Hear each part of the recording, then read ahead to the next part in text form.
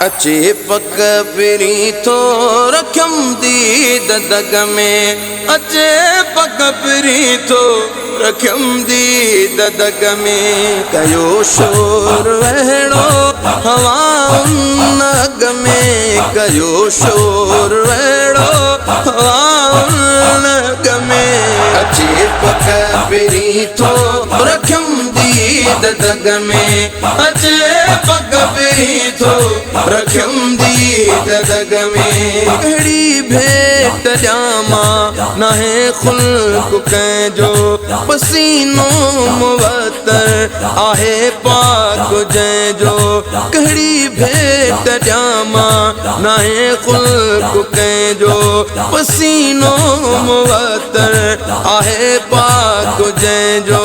मिठो मुल्क तंहिंजो ॾिठो अख नाग में, मिठो मुल्क तंहिंजो ॾिठो अख नाग में। अचे पग पिरी थो रखियम दीद दग में, अचे पग पिरी थो रखियम दीद दग में। कयो शोर वहड़ो हवा उन अग में, कयो शोर वहड़ो हवा उन अग में। अचे पग पिरी थो रखियम दीद दग में, अचे पग पिरी थो रखियम दीद दग में। पशम खां नरम वध कदम हिन सजण जा, पशम खां नरम वध कदम हिन सजण जा।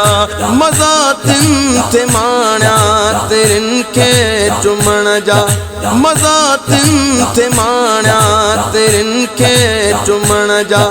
तनी वक्त बाला से सर हाथ वग में, तनी वक्त बाला से सर हाथ वग में। अचे पग पिरी थो रखियम दीद दग में, अचे पग पिरी थो रखियम दीद दग में। कयो शोर वहड़ो हवा उन अग में, कयो शोर वहड़ो हवा उन अग में। अचे पग पिरी थो रखियम दीद दग में, अचे पग पिरी थो रखियम दीद दग में। पिरी मन कबूले वरन शाल वारा, पिरी मन कबूले वरन शाल वारा।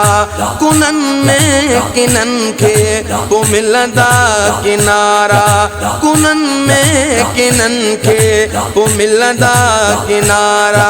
लगनी हनारा सजण रग रग में, लगनी हनारा सजण रग रग में। अचे पग पिरी थो रखियम दीद दग में, अचे पग पिरी थो रखियम दीद दग में। कयो शोर वहड़ो हवा उन अग में, कयो शोर वहड़ो हवा उन अग में। अचे पग पिरी थो रखियम दीद दग में, अचे पग पिरी थो रखियम दीद दग में। हसीनन जमाना हिते कीन हलंदा, हसीनन जमाना हिते कीन हलंदा। कई नाज़ परवर अचन खैर घुरंदा, कई नाज़ परवर अचन खैर घुरंदा। थियन सिर जा सौदा हिते रोज़ दग में, थियन सिर जा सौदा हिते रोज़ दग में। अचे पग पिरी थो रखियम दीद दग में, अचे पग पिरी थो रखियम दीद दग में। कयो शोर वहड़ो हवा उन अग में, कयो शोर वहड़ो हवा उन अग में।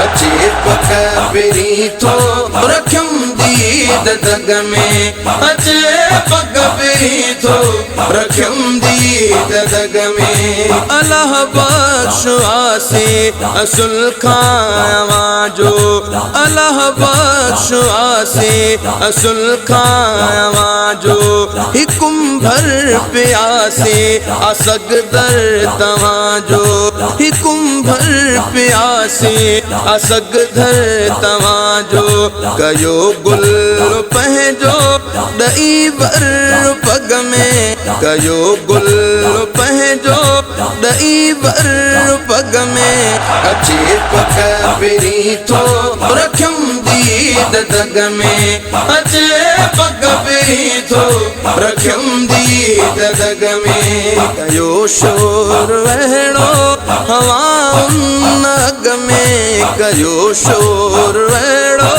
हवा उन अग में अचे पग पिरी थो रखम दीद दग में अचे पग पिरी थो रखम दीद दग में।